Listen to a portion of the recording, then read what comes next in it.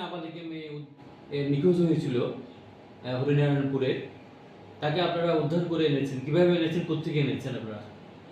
Actually এই মাসেরই 19 তারিখে আমাদের এখানে একটা জন্টু দাস নামে হরিনারায়ণপুরে একটা কমপ্লেন আছে যে ওনার মাইনর মেয়ে কিডন্যাপ হয়েছে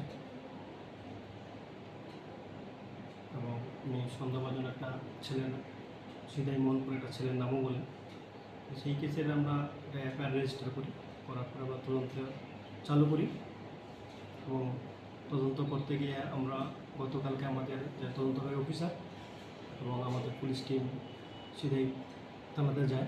সিধাই থানা এবং লেফুঙ্গা থানা এলাকাতে ওই থানার পুলিশের সহযোগিতায় রাত্রে বেলা আমাদের মাইনর গানটা রিকভারি হয়।